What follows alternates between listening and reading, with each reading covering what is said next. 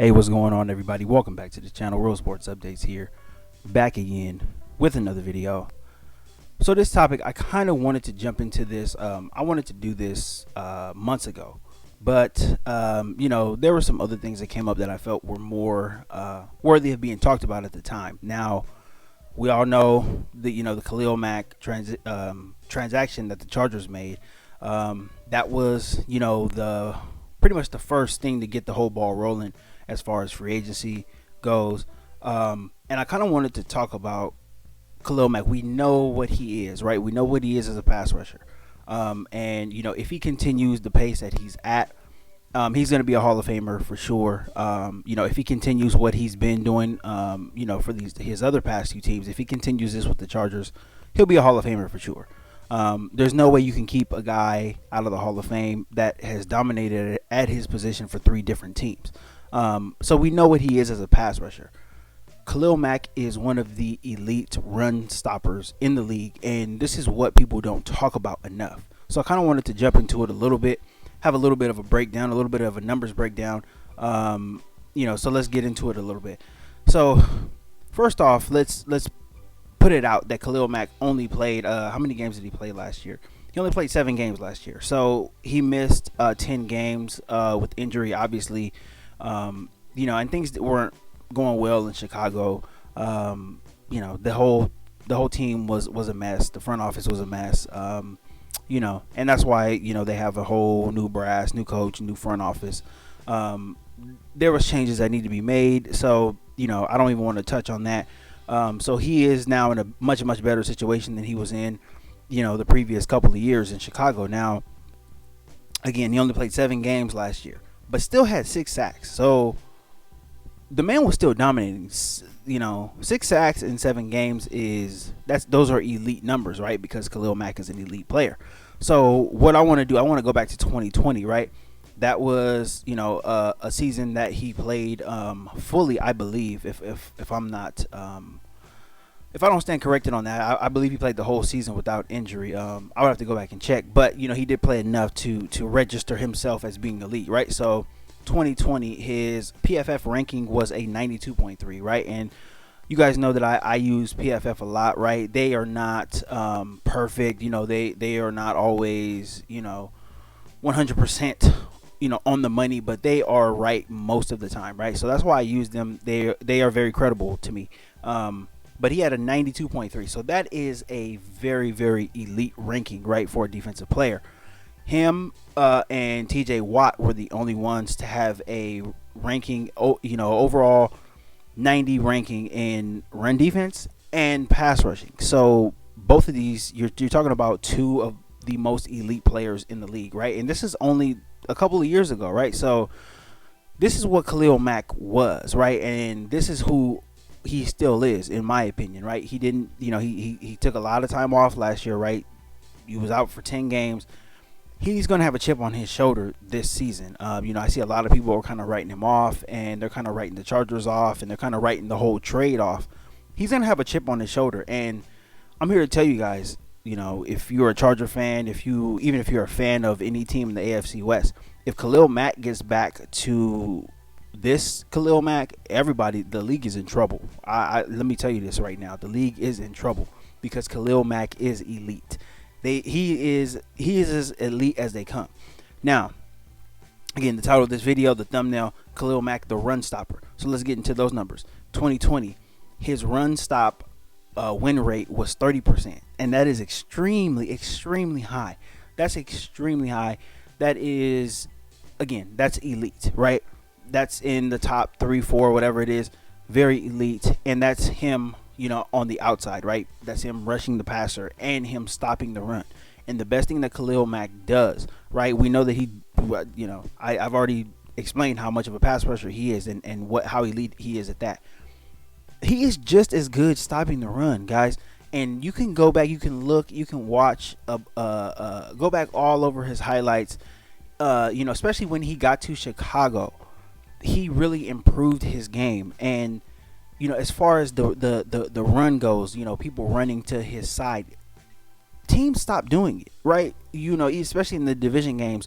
You go back and look at some of the division games against the Packers, against the Vikings, right? They stopped running to his side. They would run to the other side because he was that elite of a run stopper.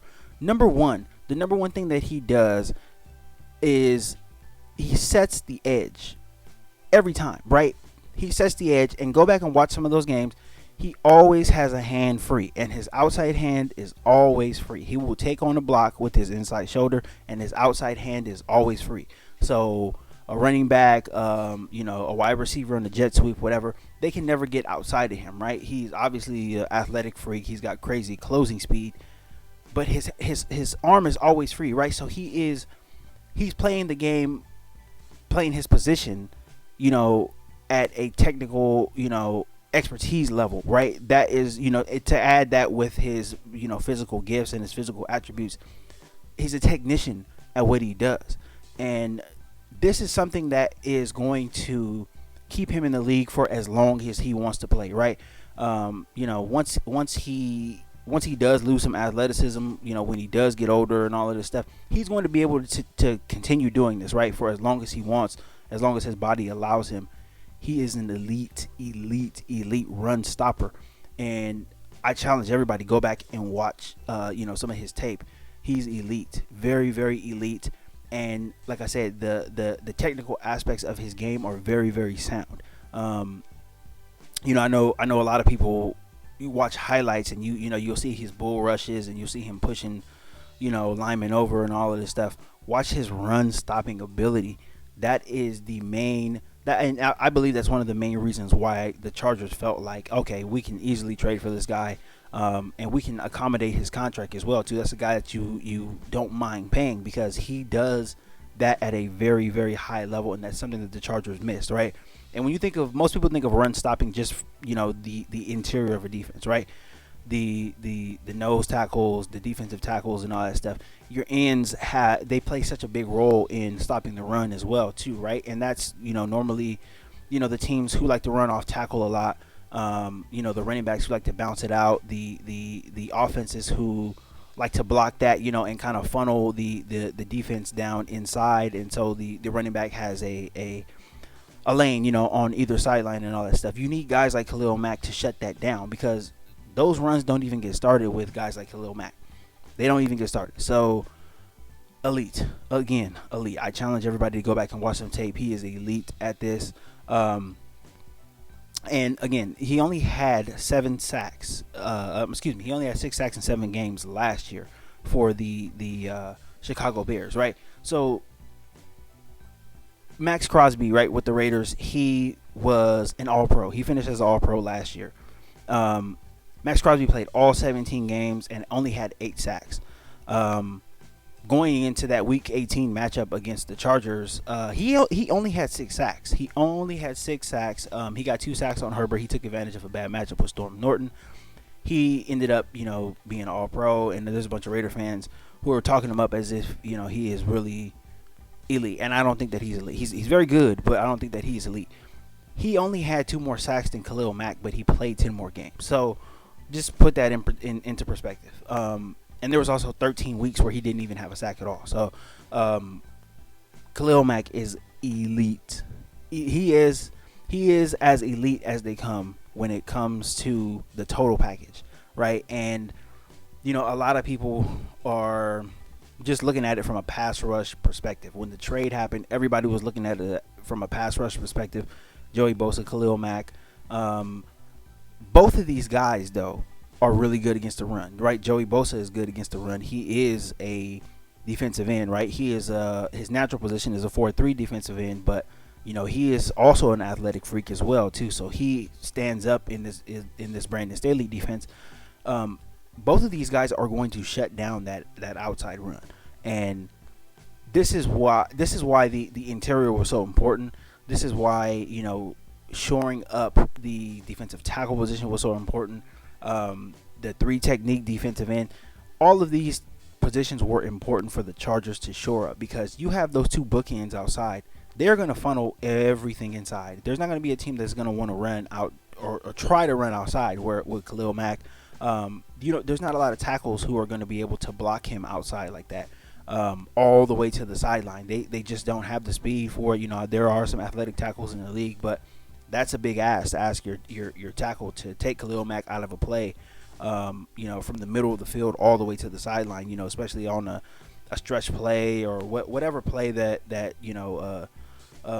a heavy run team likes to run, right? They run off tackle or whatever. That's a tough ask, and it's even tougher asking to do it against Joey Bosa as well too, because he does put his hand on the ground, and that's where he is pretty much at his best. So he's able to have have outside contain just as well as Khalil Mack is. So it is going to be a tough task for teams to run outside on the Chargers. This is why the Sebastian Joseph Day signing was so important. The Austin Johnson signing was so important. The draft pick Otito was so important as well too. This is going to be, like I said, if Khalil Mack, if he gets back to, or I don't even think he needs to get all the way back to where he was, right? To his 2020 season, right, where Pro Football Focus ranked him one of the highest, rankings in the league. I don't even think he needs to get all the way back to that. If he gets anywhere in the neighborhood, it's going to be scary hours. It's going to be a scary season, because there is not too many tackles in the league who are going to be able to handle both of these guys, right? Bosa and Mack. They're not going to be able to handle them. And, if you're an offensive team, you can't double team both these guys. You're going to have to pick your poison pretty much. And with the Staley system, going into year 2 of the Staley system there, I expect there to be some more, exotic looking stuff, right? There's going to be some different looks, right? You have J.C. Jackson now, one of the best quarters in the league. You can pretty much shut down one side of the field.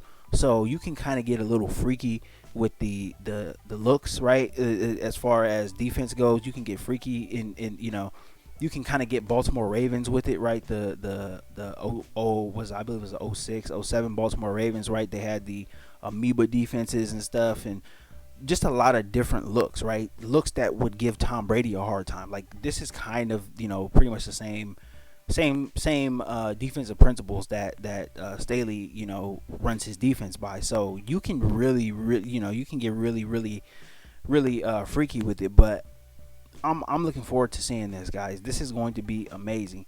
Khalil Mack is a run stopper just as much as he is a pass rusher. Do not let anybody tell you otherwise. The numbers back it up. The tape backs it up.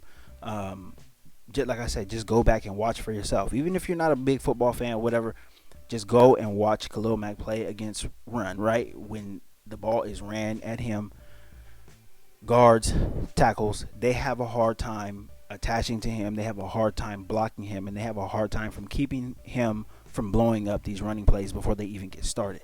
And that's the guy that is on the Charger squad now. So, he's been the guy, I think. Obviously the trade was big news and all that stuff, but as free agency went on, it kind of fell under the radar a little bit. But, especially since he made his first appearance at OTAs the other day, and I seen the Chargers post something like, everybody forgets Khalil Mack is a Charger now. And most people, they are, they're overlooking him. I hear a lot of things about, different players and all of the signings and the draft pick with Zion Johnson and all that stuff. Hey, we got Khalil Mack on this roster.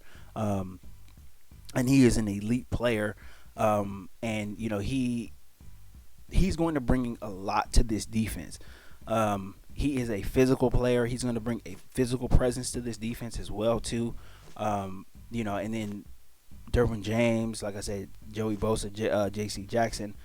This is going to be this could, and I really don't want to set the expectations too high, but this could be one of the best Charger defenses of all time, right? This could be one of the best team defenses of all time, especially in the era that we're in now, right? With all the quarterback play and all of the passing and all that stuff.